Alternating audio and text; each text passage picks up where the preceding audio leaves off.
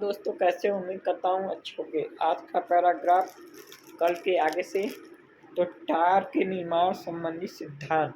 टार के निर्माण के इस विषय विषय में प्राप्त मतभेद है, परंतु इतना तो निश्चित है कि इनके निर्माण में प्रमुख हाथ अनाच्छादन तथा सेल की संधियों के रूप एवं फासले का होता है।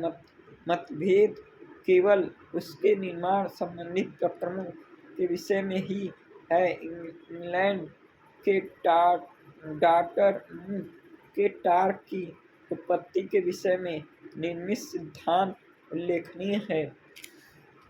पेरिप्लेनेसिस सिद्धांत। यह यल सी किंग 1958 ने टार की तुलना अफ्रीका के आर्द्र शुष्क प्रदेशों में निर्मित पेडी प्लेन पर पाए जाने वाले गोलाकार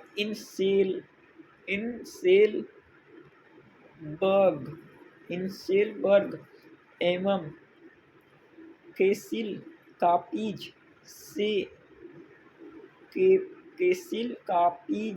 से की है तथा बताया है कि टार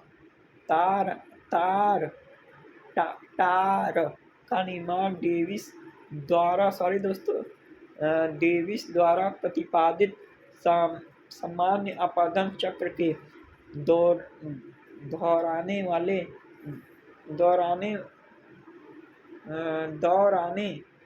होने वाले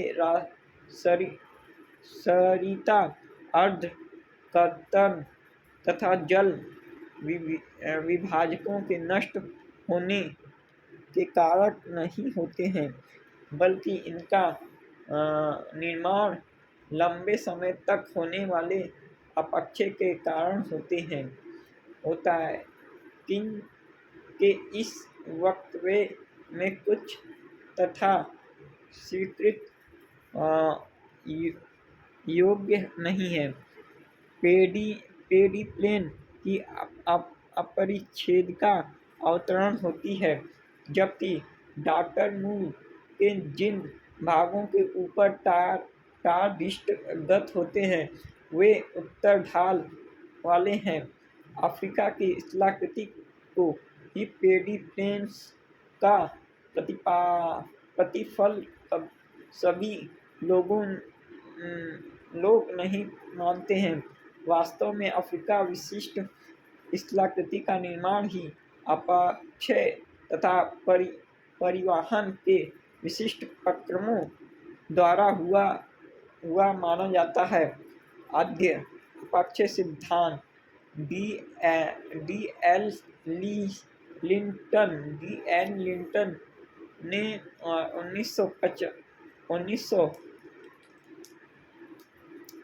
1955 में टार के निर्माण में अपक्षय को सर्वाधिक महत्वपूर्ण बताया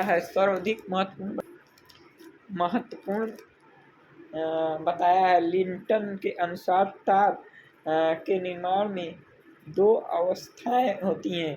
प्राथमिक अवस्था में उष्ण आर्द्र जलवायु दशा में ग्रेनाइट का गहराई तथा अपक्षय होता है, जिस कारण चट्टान का विघटन एवं वियोजन होता है।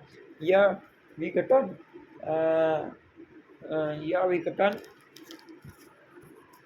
चट्टान का विघटन एवं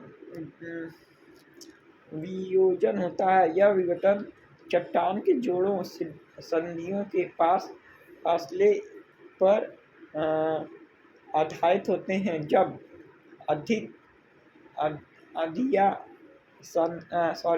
संधियां पास होती हैं तो समस्त चट्टान का जल स्तर तक नाश हो जाता है। परंतु जब संधियां दूर दूर होती हैं तो विघटन के कारण घनाभ इस प्रस्तर खंड का निर्माण होता है। उनके बीच में बारीक पदार्थ निहित होते हैं। द्वितीय अवस्था में इन बारीक पदार्थों का परिवहन परिहिमानी प्रक्रमों द्वारा हो जाता है। परिमाण स्वरूप ये घनाभ प्रस्तर खंड सतह के ऊपर तारा के रूप में दृष्टिगत होते हैं।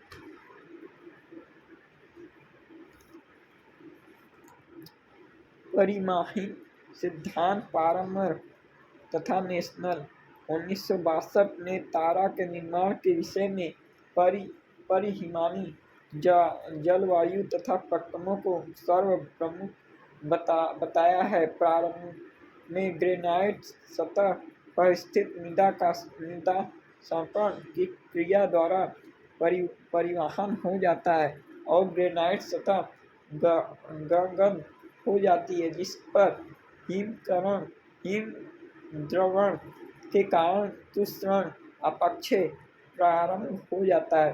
तुषार अपक्षय ऊंचे भागों खासकर पहाड़ियों के ऊपर अधिक होता है तथा घाटियों में अत्यधिक कम होता है। तुषार अपवर्धन के मात्रा तथा सक्रिय पर ग्रेनाइट की सदियों का भी असर होता है। जहाँ पर ग्रेनाइट विभिन्न शक्ति वाली होती है, शक्ति वाली होती है, वहाँ पर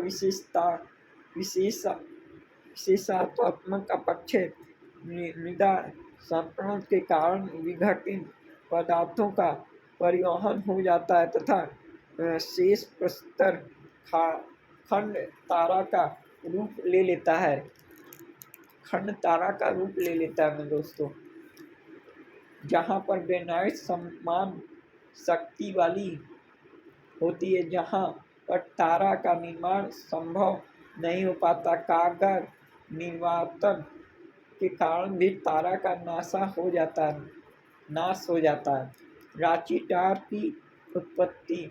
रांची पठार का ग्रेनाइट मिश्रण संरचना पर अनेकों तारा का निर्माण हुआ है, जिसका उत्पत्ति के विषय में सर्वाधिक सिंह 1977 ने अपनी संकल्पना का प्रतिपादन किया है। प्रथम अवस्था धारवाड़ क्रम की चट्टानों में ग्रेनाइट बेथोलियत पेलसापार युक्त का जब प्रवेश हुआ तो शीतकाल के कारण जटिल जनित संकुच के फलस्वरूप उत्पन्न तनन विकृत के कारण प्रारंभिक संधियों का निर्माण हुआ। द्वितीय अवस्था अनवरत अपवर्धन तथा अपवर्धन के कारण ऊपरी धारवाड़ आवरण हट गया, जिस कारण ग्रेनाइट बेथोलित सतह पर प्रकट हो गए। इन बेथोलित के अनावरण में गहराई तथा आध अपक्षय का भी हाथ रहा होगा। ऊपर के अवसर के हट जाने के कारण जानती दाब मुक्ति के फलस्वरूप ग्रेनाइट शेल में विस्फारण होने से बेथोली के ऊपर की ओर प्रतिक्षेपण होने के कारण संधियां और अधिक विशिष्ट हो गई।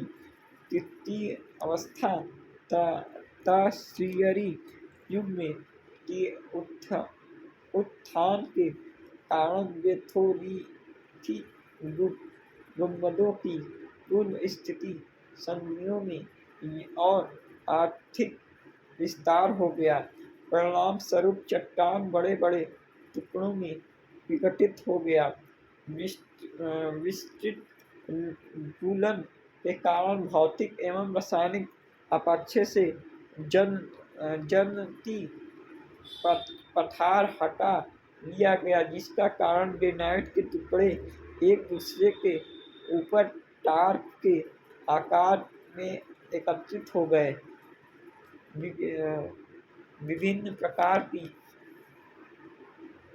अवसादी सेल यथार्थ बालू का कमे सिद्ध सिल्टा stone, murder stone, सेडा stone, Jalan cell, मृदा एवं सेल चूना निर्मित चूना पत्थर, डोलोमाइट आदि पर निर्मित स्तरकों का अवसादिक स्तरकों कहते हैं।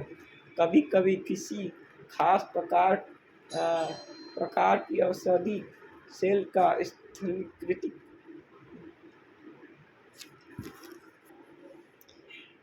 प्रभाव होता है कि समस्त स्थलाकृति का नाम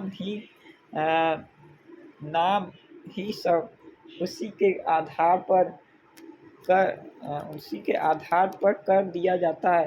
यथार्थ चूना पत्थर, भू-आकृतिक बालू का पत्थर, सिलिका के आधिक्य के कारण अपरदन के लिए अपेक्षाकृत अवरोधित होता है, अतः उस पर दृढ़ स्थलाकृति का निर्माण होता है। परंतु यदि बालू का पत्थर का सीमेंटेस लोहा तत्व से होता है तो उस पर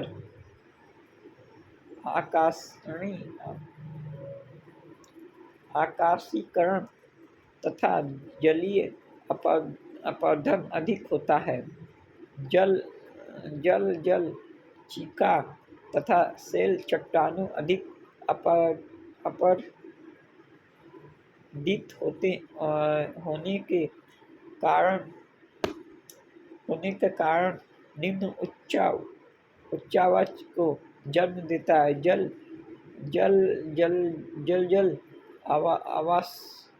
अवसादी सेल विभिन्न पर्यावरण दशाओं में विभिन्न प्रकार के उच्चावचों का निर्माण करती है। आर्द्र प्रदेशों में निम्न उच्चावच निम्न से मध्य ढाल कोण 8 डिग्री से कम, मध्य अपवाह घनत्व, उत्तर अवतरण ढाल वाली पहाड़ी उपाद्रण एवं आर्द्र शुष्क प्रदेश में उत्तराखंड स्थलाकृति उच्च अपवाह घनत्व अवलिकाओं की अधिक संख्या के कारण तीव्र ढाल वाले घाटी पर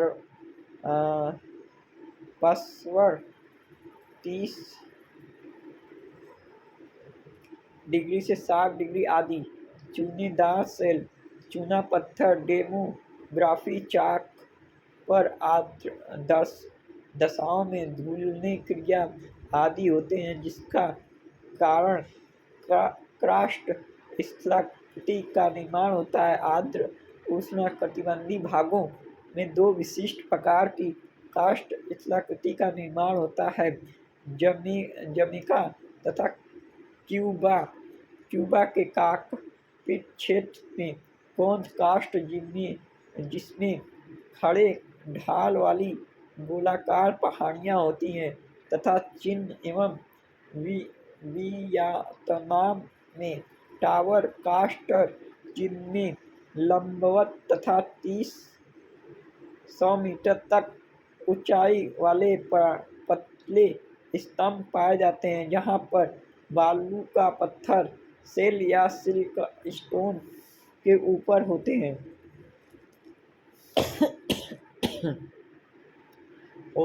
वहां पर अपक्षय के बाद मेसा एवं बूटी का निर्माण होता है तथा कांगर तीव्र खड़े ढाल वाले होते हैं, यथार्थ रीवा, कांगड़ा, भादरे, कागरा, रोहतास पठार के कांगड़ा आदि, जिसमें विध्यान क्रम के बालू पत्थर की परतें सेल एवं सिल्ट स्टोन के ऊपर बिछी है।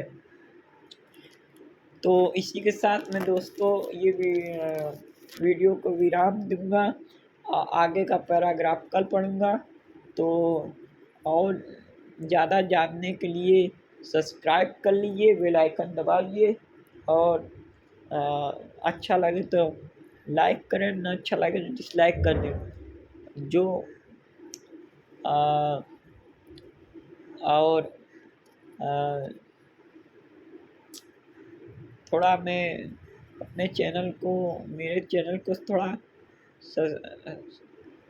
सब में मतलब अपने दोस्तों में शेयर करें और जागरूक करें कि मैं पढ़ा रहा हूँ।